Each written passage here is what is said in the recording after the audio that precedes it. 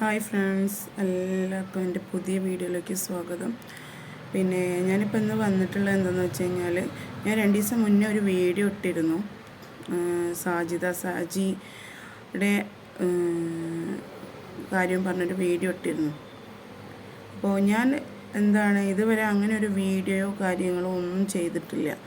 എന്ന് വെച്ച് കഴിഞ്ഞാൽ വേറൊരാളെ കാര്യം പറഞ്ഞ് ഒരു വീഡിയോസും ഞാൻ ഇതുവരെ ഇട്ടിട്ടില്ല. ആദ്യമായിട്ടാണ് സാജിദൻ്റെ കാര്യം പറഞ്ഞ് ഞാനൊരു വീഡിയോ ചെയ്തത്.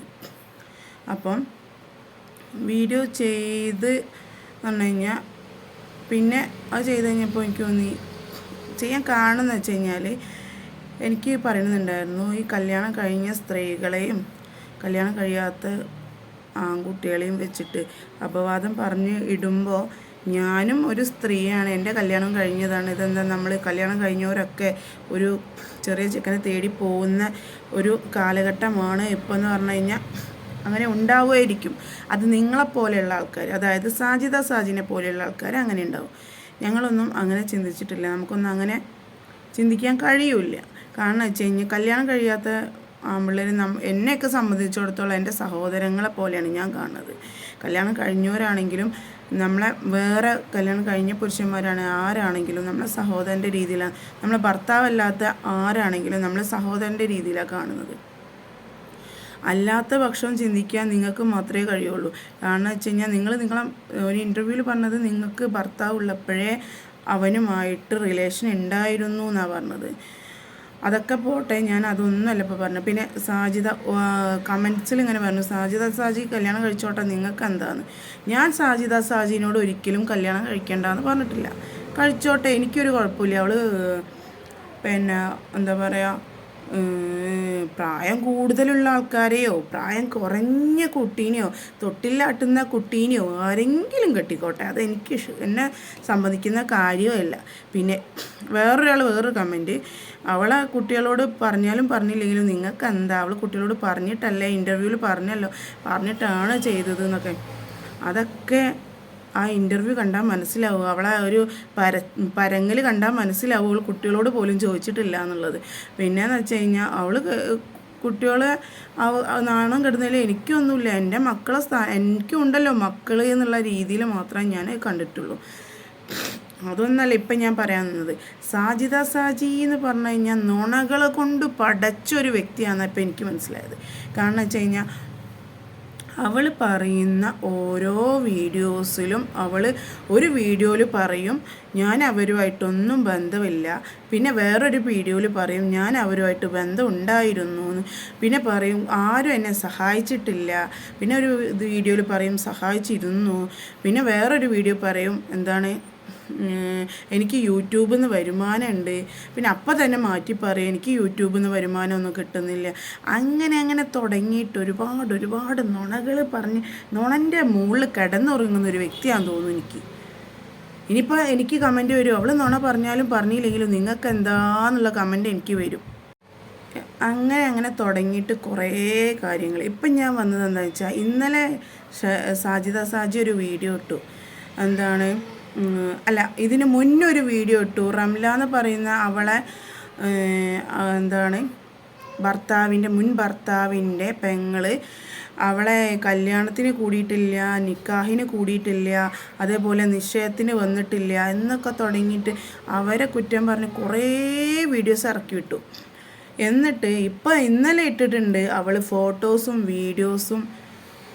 അതായത് ഈ റംല കല്യാണത്തിന് അവൾ എടുത്ത് നിൽക്കുന്ന ഒരു ഫോട്ടോസും, പിന്നെ അതേപോലെ റംലയുടെ ഭർത്താവ് നിക്കാഹിന് ഇരിക്കുന്ന ഒരു ഫോട്ടോസും. ഇതൊക്കെ മുന്നേ നിങ്ങൾ പറഞ്ഞതല്ലേ, ഇവർ വന്നിട്ടില്ല, ഇവർ ചെയ്തിട്ടില്ല, ഇവർക്ക് എന്നോട് ദേഷ്യമായിരുന്നു എന്ന്. അപ്പം ഇവരാണോ ഈ റംലയാണോ റംല നിങ്ങളെ ഭർത്താവിൻ്റെ നാത്തും പറയുന്നതാണോ ശരി, നിങ്ങൾ പറയുന്നതാണോ ശരി? നിങ്ങൾ ഈ നുണയല്ലാതെ, നിങ്ങൾ ഇന്നലെ ഇൻ്റർവ്യൂവിൽ പറഞ്ഞു എനിക്ക് യൂട്യൂബിൽ നിന്ന് വരുമാനം കൊണ്ടാണ് ഞാൻ ജീവിക്കുന്നത്, ഞാൻ എൻ്റെ മക്കളെ ആർക്കും ഇട്ട് കൊടുത്തിട്ടൊന്നുമില്ല, ആരോടും ഞാൻ എൻ്റെ മക്കളെ പോയിട്ട് സഹായം ഒന്നും ചോദിച്ചിട്ടില്ല. ആ പറഞ്ഞ ആൾ തന്നെ കുറച്ച് കഴിഞ്ഞപ്പോൾ പറയാം എനിക്ക് യൂട്യൂബിൽ നിന്ന് അങ്ങനെ വരുമാനമൊന്നുമില്ല. എങ്ങനെ സാജിത നിനക്കിത് സാധിക്കുന്നു? ടൈം വെച്ച് അതായത് മിനിറ്റുകൾക്കുള്ളിൽ ഇങ്ങനെ ഓന്തുകളെ പോലെ നിറം മാറാൻ എങ്ങനെ കഴിയണേ? ഭയങ്കരം തന്നെ കേട്ടോ, എനിക്ക് പറയാതിരിക്കാൻ വയ്യ. അടിപൊളി. വല്ല ആക്ടിങ്, നല്ല ആക്ടിങ് എന്ന് വെച്ചാൽ നല്ല ആക്ടിങ്, ആളുകളെ മയക്കാൻ. സാജിനെ കഴിഞ്ഞിട്ടുള്ളൂ. എൻ്റെ അമ്മോ, നിങ്ങളൊന്ന് കേട്ടോക്കി. ഓള് ആദ്യം പറഞ്ഞ വീഡിയോസ് ഞാൻ നുണ പറയല്ല, ഞാൻ കേൾപ്പിച്ചുതരാം നിങ്ങൾക്ക്. ഓള് ആദ്യം പറഞ്ഞ എന്താ വെച്ചാൽ ഓളെ നാത്തൂനും ഓരുമായിട്ടൊന്നും കല്യാണത്തിൻ്റെ സമയത്ത് തന്നെ യാതൊരു ബന്ധവുമില്ല, അവൾക്ക് കല്യാണം മുടക്കാൻ നോക്കിയിട്ടുണ്ട്. അത് അവളെ ഭർത്താവ് വേറെ ആളെ കാരണം എന്താണെന്ന് ചോദിച്ചപ്പം അവൾ തന്നെ പറഞ്ഞത് അവളെ ഭർത്താവിന് റംല എന്ന് പറയുന്ന അവളെ നാത്തൂവിന് ഭർത്താവിൻ്റെ പെങ്ങൾ വേറെ കല്യാണം നോക്കിയിരുന്നു. അത് കെട്ടാത്ത കൊണ്ട് ഇക്കാനോടും അവളോടും ഒക്കെ ദേഷ്യമാണ്. അതുകൊണ്ട് നിശ്ചയത്തിനോ കല്യാണത്തിനോ നിക്കാഹിനോ ഒന്നും കൂടിയിട്ടില്ല, ഒക്കെ പണങ്ങി നിൽക്കുകയായിരുന്നു എന്ന് അവൾ പറഞ്ഞത്. ആ പറയുന്നത് നിങ്ങളൊന്ന് കേൾക്ക്, എന്നിട്ട് ബാക്കി നമുക്ക് സംസാരിക്കാം കേട്ടോ. അവളുടെ താമസ സ്ഥലം മാത്തൂരാണ്. ഇതിന് ഞാൻ നിയമപരമായിട്ട് നേരിടാൻ പോവുകയാണ്. ഇതിൽ ആരൊക്കെ എന്തൊക്കെയോ എന്നെ കുറിച്ച് ആരൊക്കെ വീഡിയോ ഇട്ടിട്ടുണ്ടോ അവരുടെയൊക്കെ ചാനൽ ഞാൻ നോട്ട് ചെയ്ത് വെച്ചിട്ടുണ്ട്. എനിക്ക് എവിടെ നിന്നാണ് ഗർഭമുണ്ടായത്, ഞാൻ 4 മാസം കടന്നത് ഈ പറയുന്ന എൻ്റെ ഇക്കാൻ്റെ ആൾക്കാർ, നിങ്ങൾക്ക് മറ്റേ ഇതിൽ വിശ്വാസം ഉണ്ടോയെന്നറിയില്ല, എന്താ പറയുക, സിഹിർ ഇങ്ങനെയുള്ള സംഭവങ്ങൾ അത് നബിക്ക് പോലും വലിച്ചിട്ടുണ്ടെന്ന്. അങ്ങനത്തെ സംഭവങ്ങൾ എന്നെ ചെയ്ത് വെച്ചിട്ട് ഈ യൂട്യൂബും ബാക്കിയും കാര്യങ്ങളും കൊണ്ട് നടക്കണോണ്ട് എനിക്ക് പൈസ വരണുണ്ട് എന്ന് പറഞ്ഞിട്ട് എൻ്റെ ഇക്കാൻ്റെ വീട്ടുകാർ എന്നെ ചെയ്ത് വെച്ചിട്ട് ഞാൻ 4 മാസം മിണ്ടാണ്ട് മുക്കിൽ ഫോൺ പോലും തൊടാണ്ട് ഇരുന്നവളാണ് ഞാൻ. അല്ലാണ്ട് 4 മാസം ഞാൻ ഗർഭിണിയായിട്ട് കളഞ്ഞിട്ടുണ്ടെങ്കിൽ ആ പോയ ഹോസ്പിറ്റല്, ആ ഡോക്ടർ എവിടെ കളഞ്ഞിരിക്കുന്നത്, ആർക്കാണ് ഞാൻ ഉണ്ടാക്കിയിരിക്കുന്നത് എന്ന് എനിക്ക് തെളിവ് സഹിതം ഈ പറയുന്ന റംല എനിക്ക് കൊണ്ടുവന്ന് തരണം. എനിക്ക് ഉണ്ടാക്കിയ ഗർഭം ആരാണ്, എൻ്റെ ഇക്ക മരിച്ചതിന് ശേഷം ഞാൻ ഗർഭിണി ആയിട്ടുണ്ടോ, ഞാൻ എവിടെയാ പോയി കളഞ്ഞിരിക്കണം, അതൊക്കെ അവിടെ നിൽക്കട്ടെ. പിന്നെ ഈ പറയുന്ന നാത്തൂമാര് തെറ്റാൻ കാരണം എന്താണെന്നും കൂടി ഞാൻ വെളിപ്പെടുത്താം. ഇവരുടെ ഒന്നും പേര് ഞാൻ വലിച്ചിട്ടിട്ടുണ്ടായിരുന്നില്ല. ഞാൻ വെറും ഏട്ടന്മാരുടെയും ബാക്കിയുള്ളവരുടെ കാര്യങ്ങളാണ് പറഞ്ഞിട്ടുണ്ടായിരുന്നത്. പെങ്ങന്മാരുടെ കാര്യം എല്ലാവരും ഇങ്ങനെ ചോദിക്കുന്നുണ്ടായിരുന്നു, ഷാജി എന്താണ് പെങ്ങന്മാരുടെ കഥ ഞാൻ പറഞ്ഞു തരാം നിങ്ങൾക്ക്. എന്താ പറയുക, ഈ പറയുന്ന റംല പറയണവള് എൻ്റെ കല്യാണത്തിനോ എന്നെ പെണ്ണ് കാണാൻ വരുമ്പോഴോ ഒന്നും ഇവള് വന്നിട്ടില്ല. കാരണം ഇവളുടെ വീട്ടിൽ പ്രശ്നമുള്ള ആങ്ങള, ഇവള് ഭയങ്കര ഈഗോ പിടിച്ച സാധനമാണ്. ഇവള് ഭയങ്കര ഈഗോ പറഞ്ഞാൽ അവളുടെ മനസ്സ് വിഷമാണ്.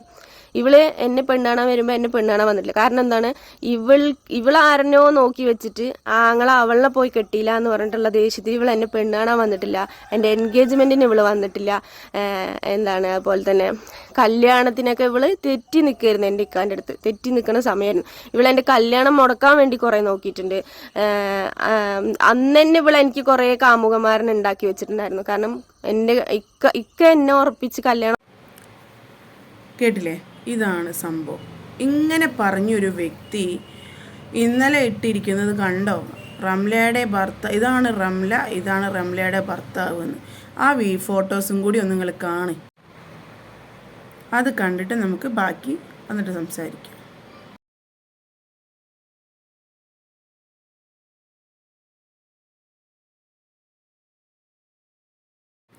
കണ്ടോ, ഇത് ഞാൻ കെട്ടിച്ചമച്ചതൊന്നുമല്ല, ഇത് സാജി എന്നെ അവളെ ചാനലിൽ ഇട്ടിട്ടുള്ളതാണ്.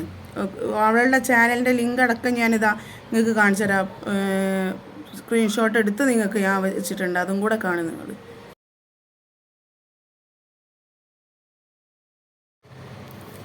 കണ്ടില്ലേ, ഇതൊക്കെയാണ് കാര്യങ്ങൾ. ഇങ്ങനെ തുടങ്ങിയിട്ട് ഒരുപാട് ട്രോളുന്ന ആൾക്കാരെ കുറ്റം പറഞ്ഞിട്ട് ഒരു കാര്യമില്ല. ആരാണെങ്കിലും ഈ സാജിനെ സപ്പോർട്ട് ചെയ്യുന്നവരാണെങ്കിലും സപ്പോർട്ട് ഇഷ്ടപ്പെടാത്തവരാണെങ്കിലും സാജിൻ്റെ കുടുംബക്കാരാണെങ്കിലും ആരാണെങ്കിലും ട്രോൾ ചെയ്യുന്നവരെ പറഞ്ഞിട്ട് ഒരു കാര്യമില്ല.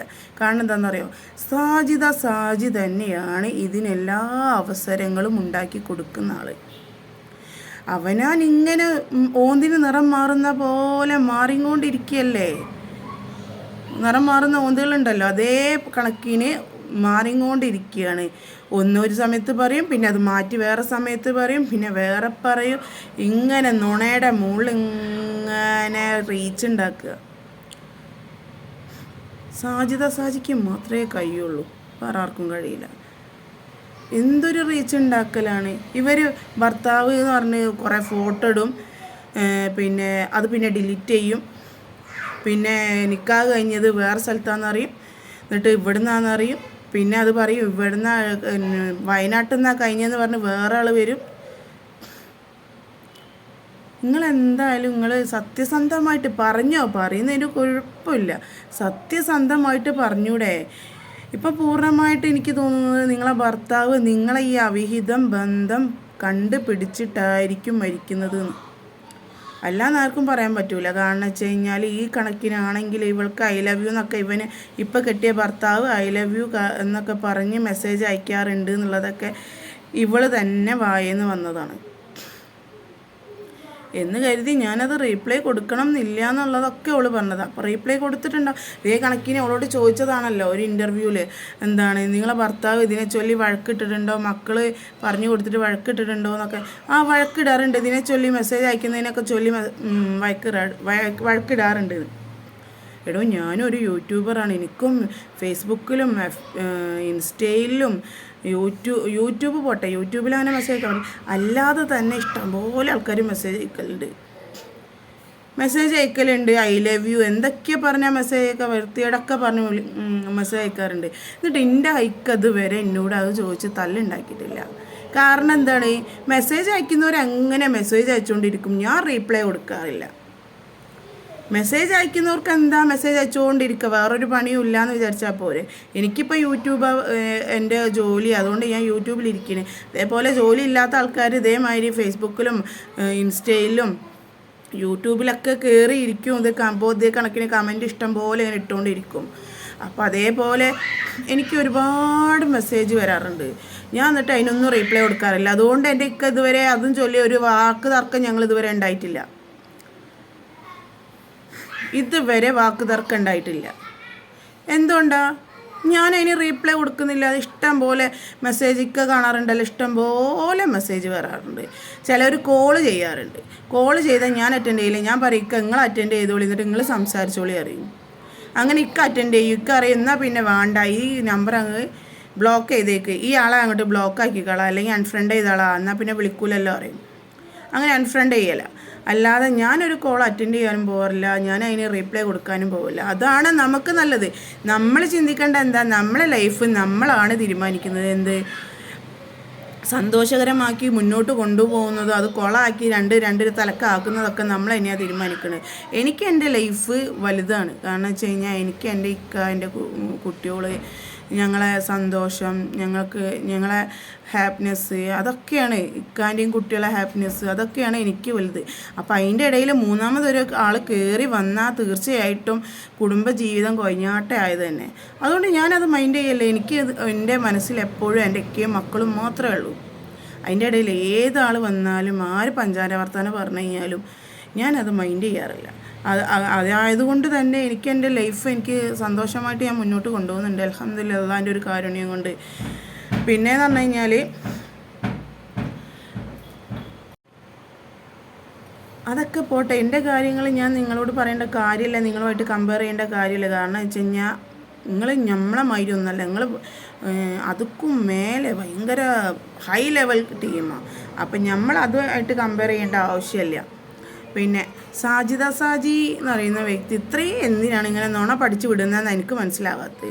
എന്തിനാ നിങ്ങൾ ഒരു നേരം പറയും, പിന്നെ വേറെ നേരം പറയും നിങ്ങൾക്ക് ഒരു സഹായം ആരും ചെയ്തില്ല, സഹായം ചെയ്തവരൊന്നും പറയില്ല. എന്താ സഹായം ചെയ്തവരെ വായൊക്കെ മൂടി കെട്ടി വെച്ചിക്കുക. നിങ്ങളിങ്ങനെയൊക്കെ കാണിക്കുമ്പോൾ ഏത് സഹായം ചെയ്തവരും പറഞ്ഞു പോകും. അങ്ങനത്തെ കളി ഞങ്ങൾ കളിച്ചു കൂട്ടുന്നത്, പറയണത്, ചെയ്യണത് ഒക്കെ. പിന്നെ എന്താണ് ഇപ്പോൾ പറയാതിരിക്കാൻ? പറയൂ, ആരായാലും പറഞ്ഞു പോകും, പറയാതിരിക്കുമൊന്നുമില്ല. കമൻറ്റും ഇഷ്ടം പോലെ ആൾക്കാർ ഇട്ടുകൊണ്ടിരിക്കും. പിന്നെ ദയവേത് നിങ്ങൾ വീഡിയോ ചെയ്ത് നിങ്ങളെ വീഡിയോ സപ്പോർട്ട് ചെയ്യുന്ന ആൾക്കാരുണ്ടാവും, അല്ലാത്തവരുണ്ടാവും. ഇപ്പോൾ ഞാൻ ഇത് പറഞ്ഞതുകൊണ്ട് ഇന്നെ തെറി വിളിക്കുന്നവരുണ്ടാവും, ഇന്നെ തെറിയിട്ട് പൊങ്കാലിടുന്നവരുണ്ടാവും, ഒക്കെ ഉണ്ടാവും, ഇല്ലയെന്നൊന്നും ഞാൻ പറയണില്ല. പക്ഷേ ദയവ് ചെയ്ത് നിങ്ങളെ കാര്യങ്ങൾ പറഞ്ഞ് നോണ ദയവ് ചെയ്ത് പറയാതിരിക്കുക. കാരണം നിങ്ങളെ കാര്യങ്ങൾ നിങ്ങൾ പറഞ്ഞോളി, വേണ്ട അല്ല ഇങ്ങനെ നോണ തള്ളിവിട്ട് പിന്നെ അത് വേറൊരു അവസരത്തിൽ മാറ്റി പറയുക. അപ്പം നിങ്ങളെ എന്താണ് നിങ്ങളോടുള്ള ഒരു നിങ്ങളെ എന്താ പറയുക, നിങ്ങളോടുള്ള സ്നേഹവും ഒരു ബഹുമാനം ഒക്കെയാണ് തകർന്നടിഞ്ഞ് പോകുന്നത്. നിങ്ങൾ അതും കൂടി ആലോചിക്കണം. നിങ്ങൾക്കൊരു ഇപ്പോൾ ഒരു ചിന്ത ഇന്നലത്തെ ഒരു അതായത് നിങ്ങളെ ഇന്നത്തെ വീഡിയോ കണ്ടപ്പോൾ എനിക്ക് മനസ്സിലായി ആരെന്ത് പറഞ്ഞാലും എനിക്കൊരു കുഴപ്പമില്ല, ഭയങ്കര അഹങ്കാരം, എനിക്ക് യൂട്യൂബിൽ വരുമാനം ഉണ്ടല്ലോ, പിന്നെ എനിക്കാരാ ഭയങ്കര ഒരു അഹങ്കാരം വെച്ച് ഭയങ്കര ഒരു അഹങ്കാരത്തിന് കയ്യും കാലും വെച്ചമാതിരി തോന്നി എനിക്ക്, സത്യം പറയണേനെന്താ. അപ്പോൾ കുറച്ചൊക്കെ നമ്മൾ പെണ്ണുങ്ങളാണ്, കുറച്ചൊക്കെ ഒന്ന് എന്താ പറയുക, കുറച്ചൊക്കെ നുണ പറയാതെ വീഡിയോ ഇട്ടൂടെ സാജിദ? എന്തിനാണ് ഇങ്ങനെ നുണ പടച്ച് വിടണത്? എന്തിനാണ്? അതാ എനിക്ക് മനസ്സിലാവാത്തത്. നിങ്ങളെന്താ നുണ പഠിച്ചു വിടണത്? ദയവ് ചെയ്ത് നുണൊന്നും പറഞ്ഞ് ഇങ്ങനെ റീച്ച് ഉണ്ടാക്കിയിട്ട് എല്ലാവരും നിങ്ങളെ എപ്പോഴും സപ്പോർട്ട് ചെയ്തെന്ന് വിചാരിക്കരുത്. എനിക്ക് ഇത്രയേ ഉള്ളൂ പറയാൻ. നിങ്ങൾ എന്തായാലും ഈ പറയുന്നത് മാറ്റി മാറ്റി പറയില്ല, അതൊരു നല്ലൊരു സ്വഭാവമല്ല സാജിദ. എന്തായാലും എനിക്ക് പറയാനുള്ള അഭിപ്രായം ഞാൻ പറഞ്ഞത്. കാരണം വെച്ചാൽ ഞാൻ വലിയൊരു എന്താണ് ട്രോള് ചെയ്യുന്ന ഒരാളോ ഒന്നുമല്ല, ഞാൻ ഒരു സാധാരണ വീട്ടമ്മ മാത്രമാണ്. എനിക്കത് പറയണം തോന്നിയത് കൊണ്ട് മാത്രമേ ഞാൻ പറഞ്ഞത്, അല്ലാതെ ഈ ട്രോളിങ് മറ്റുള്ളവരെ ട്രോൾ ചെയ്ത് യൂട്യൂബിൽ ട്രോൾ ചെയ്യുന്നൊരു വ്യക്തിയൊന്നുമല്ല ഞാൻ. ഇതൊക്കെ ഈ വീഡിയോ ഒക്കെ കണ്ടപ്പോൾ ഒന്ന് പ്രതികരിക്കണം തോന്നി, പ്രതികരിച്ചു, അത്ര മാത്രമേ ഉള്ളൂ. നമ്മളെ വീഡിയോ ഇഷ്ടമായിട്ടുണ്ടെങ്കിൽ എല്ലാവരും ലൈക്ക് ചെയ്യുക, സബ്സ്ക്രൈബ് ചെയ്യുക, ഒന്ന് സപ്പോർട്ട് ചെയ്യുക. Thank you.